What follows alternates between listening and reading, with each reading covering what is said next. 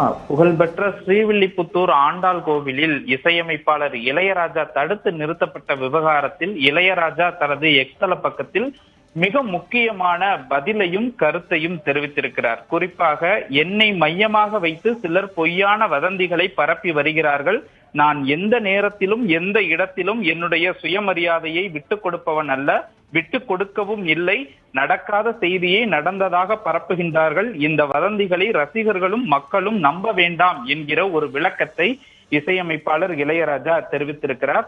நேற்றைய தினம் ஸ்ரீவில்லிபுத்தூர் ஆண்டாள் திருக்கோயிலில் நடைபெற்ற இசை நிகழ்ச்சியில் கலந்து கொள்ள வருகை தந்த இளையராஜா அவர்கள் கோயில் கருவறைக்குள் சென்றபோது அங்கிருந்த மடாதிபதிகள் ஜீயர்கள் அவரை தடுத்து நிறுத்தி வெளியிருந்து சாமி கும்பிடுமாறு கூறியதாக ஒரு வீடியோ வெளியாகி சர்ச்சையானது. இந்த விவகாரம் தொடர்பாக இந்த பரபரப்பை ஏற்படுத்திய நிலையில் இது சம்பந்தமாக இந்து சமய அறநிலையத்துறை ஒரு விரிவான விளக்கமும் கூட கொடுத்திருந்தது.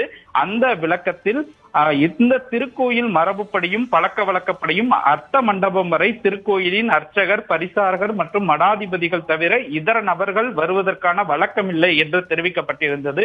இந்த நிலையில்தான் இளையராஜா அவருடைய கருத்தை தெரிவிப்பாரா என்ற ஒரு கேள்வியும் எழுந்திருந்த நிலையில் தனது எக்ஸ்தல பக்கத்தில் இந்த கருத்தினை, மிக முக்கியமான ஒரு கருத்தினை இளையராஜா தற்போது வெளியிட்டிருக்கிறார். அதில் குறிப்பாக இது வதந்தி என்கிற ஒரு தகவலை தெரிவித்திருக்கிறார்.